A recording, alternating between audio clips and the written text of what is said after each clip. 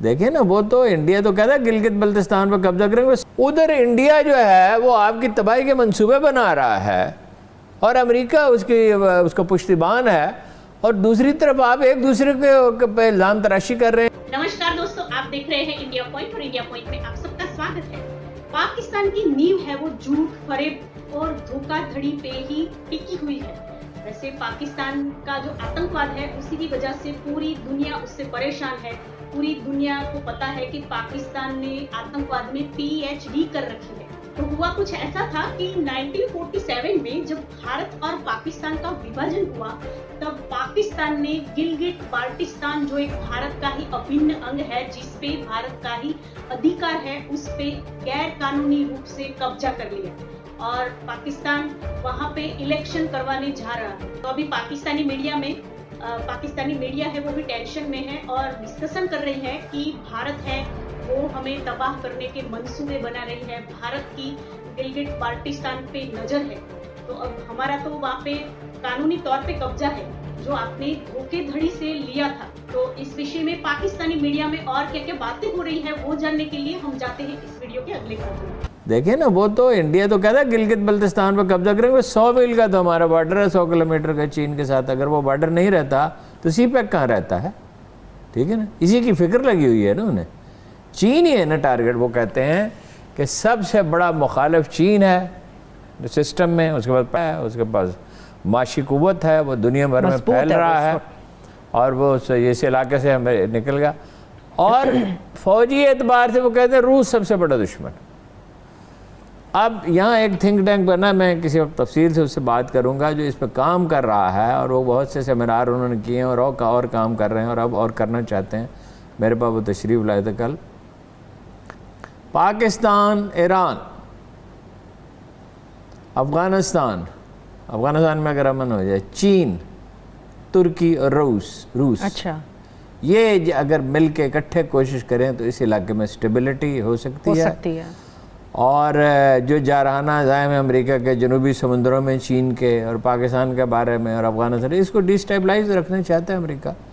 یعنی چین نے کہا ہے کہ وہ افغانستان میں بات ہوتی، میں تفصیل آپ کو بتاتا ہوں کہ بہت غیر ذمہ داری کا مظاہرہ کیا ہے امریکیوں نے، اور اس پورے خطے کو جو ہے وہ مشکل میں ڈال دیا۔ اور کوئی شخص اگر عمران خان کو سمجھا سکتا ہے تو سمجھا دے، کیا اس کی بہت سگنیفیکنس ہے۔ دیکھیے انہوں نے، بلاول نے بھی اور اس سے زیادہ مریم نے انڈین مظالم کی کوئی مذمت نہیں کی۔ آپ کے بہن بھائی قتل ہوئے وہاں، ان کو یعنی ان کے بچے، بیویاں، بوڑھی عورتیں، کوئی بچا نہیں ہے۔ یعنی ظلم کی ایسی درندگی کی ایک مثال ہے، اور یہ سلسلہ 30 برس سے جاری ہے۔ انفیکٹ تو 1930 سے جاری ہے، 90 سال ہو گئے اس جد و جہد کو۔ اور آج اس نے کہا بھی تو بھائی اتنا کہا، مریم نے جب اس کو پوائنٹ آؤٹ کر دیا گیا تو اس نے اتنا کہا کہ جی ہمیں احساس ہے، یہی کہا نا، ہمیں احساس ہے ماؤں کے درد کا۔ مودی کی مذمت کیوں نہیں کرتے، اور آج اس 8 لاکھ فوج کی مذمت کیوں نہیں کرتے جو گھروں میں گھس جاتی ہے، جو سارا انڈین منصوبہ اس کی مذمت کیوں نہیں کرتے؟ عمران خان صاحب ہوش مندی سے کام لیں اور یہ جا کے وہی کام نہ کریں جو کچھ بلاول نے اور مریم نے کیا۔ اس کا انہیں نقصان پہنچا ہے، یہ میرا تاثر نہیں ہے، یہ میں نے ہر جگہ آزاد کشمیر میں لوگوں سے پہنچا، انہوں نے کہا کہ لوگ تو کر رہے ہیں اس پہ کہ یہ کوئی مسئلہ ہے، یہ مسئلہ یعنی مقبوضہ کشمیر میں ظلم انڈیا کر رہا ہے، اور یہاں تنقید ہو رہی ہے عمران خان کی۔ ٹھیک ہے، کیا وہ ہمارے بہن بھائی اور ہمارے پاکستان کی تو سب سے زیادہ انہی نے حفاظت کی، 8 لاکھ آرمی کو انگیج کیا، وہ سب سے زیادہ قربانی دی، اپنے شہیدوں کو پاکستانی پرچم میں وہ دفن کرتے ہیں، اور وہ اس ملک سے آپ ملنے کے لیے کتنی قربانیاں انہوں نے دی ہیں، اور کسی میں حیا نہیں۔ عمران خان کو یہ نہیں کہنا چاہیے، بالکل ان کی مذمت نہیں کرنی چاہیے۔ مزاج ان کا ایسا ہے کہ ان سے جب کہا جاتا ہے تو وہ جواب دیے بغیر نہیں رہتے، عام طور پہ اس پہ قائم رہتے نہیں ہیں۔ مثلا میں نے ایک دفعہ کہا کہ یہ مولوی ڈیزل قسم کی اصطلاح استعمال کریں، کیا مطلب ہے، اس کا کیا فائدہ ہوتا ہے؟ آدمی کا وقار مجروح ہوتا ہے۔ آپ کو ملک کا وزیر اعظم بننا ہے، اس وقت تو مطلب یہ 11 کا جلسہ ہونے والا تھا جس دن، اچھا 2011 کا، تو انہوں نے کہا مجھے اس کے بعد نیند اچھی آتی ہے۔ بھئی یہ کتھارسس کے لیے نہیں ہوتی پالیٹکس، دل کا بوجھ ہلکا کرنے کے لیے نہیں ہوتی۔ ادھر انڈیا جو ہے وہ آپ کی تباہی کے منصوبے بنا رہا ہے اور امریکہ اس کا پشتیبان ہے، اور دوسری طرف آپ ایک دوسرے کے پہ الزام تراشی کر رہے ہیں، اور الزام تراشی نہ صحیح ہے، بلکہ یہ ہے کہ ایسی بازاری زبان ایک دوسرے کے خلاف استعمال کر رہے ہیں، یہ شرم کی بات ہے۔ اور اگر وزیر اعظم یہ کریں گے تو انہیں نقصان پہنچے گا اس کا، انہیں عالی ظرفی کا مظاہرہ کرنا چاہیے اور وہاں بالکل اس قسم کی گفتگو نہیں کرنی چاہیے۔ کشمیر پہ بات کریں، وہاں لوگوں کے مسائل پہ بات کریں، جو اپنا منشور ہے وہ پیش کریں، جائیں گے جلسے ان کے بڑے ہوں گے، لیکن وہ غلطی نہ کریں جو مریم نے اور بلاول کیا، اور دکھ پہنچایا انہوں نے کشمیریوں کو۔ آپ اندازہ کر سکتے ہیں کہ مقبوضہ کشمیر میں لوگ اس پہ کیا ان کا رد عمل ہوگا، اگرچہ وہ خاموش ہیں لیکن ہمیں معلوم ہے ان کا رد عمل کیا ہوگا۔ جب طالبان نے یہاں دہشت گردی شروع کی تھی تو ان کے سب سے بڑے اور سب سے محترم لیڈر علی گیلانی نے کہا تھا، یہ پاکستانی طالبان، کہ یہ پاکستان کی جڑیں کاٹ رہے ہیں۔ یہاں جماعت اسلامی اس زور و شور سے نہیں کہہ رہی تھی، یہاں مذہبی جماعتیں نہیں کہہ رہی تھی، وہاں سے آواز، وہ سب سے بڑا پاکستانی وہ ہے۔ آپ ان کے دل دکھاتے ہیں جن کے 1 لاکھ سے زیادہ آدمی شہید ہو گئے اور ہزاروں نوجوان ٹارچر سیلوں میں ہیں۔ کوئی خدا کا خوف آپ کو ہونا چاہیے۔ صحیح ہے۔ ایک ہارون صاحب، افغانستان اور طالبان کی بات، بھارت کون سی ڈبل گیم کر رہا ہے افغانستان کے اندر؟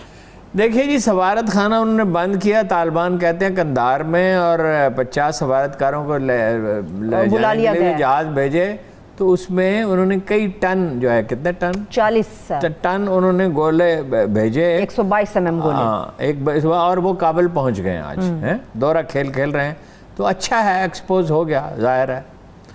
انہوں نے، روس نے بھی مزار شریف میں اپنا سفارت خانہ بند کر دیا، چینی بھی 210 شہریوں کو اپنا لے گئے ہیں، لیکن سب سے اہم بات یہ لڑائی، اور 53% اضلاع جو ہیں وہ طالبان کے پاس ہیں، 18% اشرف غنی کے پاس ہیں، 29% میں جنگ ہو رہی ہے، اور 28% میں جنگ ہو رہی ہے، کل 34 یا 35 اضلاع ہیں، اس میں 26 اضلاع اس وقت حالت جنگ میں ہیں۔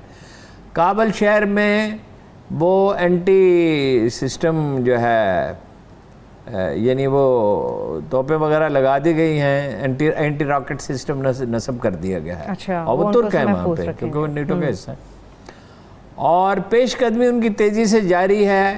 مشترکہ حکومت بننے کا کوئی سوال ہی پیدا نہیں ہوتا، خانہ جنگی کا بہت خطرہ ہے۔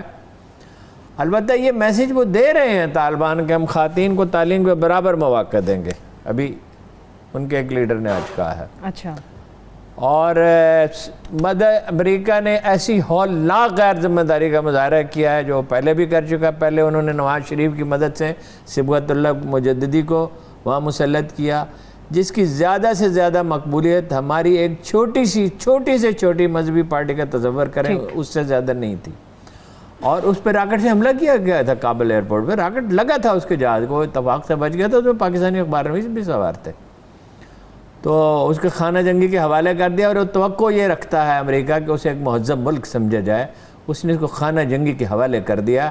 اور امریکی چینیوں نے ٹھیک کہا، ہم اتنا سخت لہجہ نہیں اختیار کر رہے ہیں، سمجھتے ہم بھی ہیں کہ افغانستان کو ڈیسٹیبلائز کر دیا، سارا بوجھ ان پہ ڈال دیا، اور اب اس پورے خطے کے لوگوں پہ اس کا بوجھ ڈال دیا، اور کہتے ہیں کہ ہم نے اپنے مقاصد حاصل کر لیے۔ آپ یہاں جوتے کھانے کے لیے آئے تھے، یہ آپ کا مقصد تھا کیا؟ کون سا مقصد آپ نے حاصل کیا؟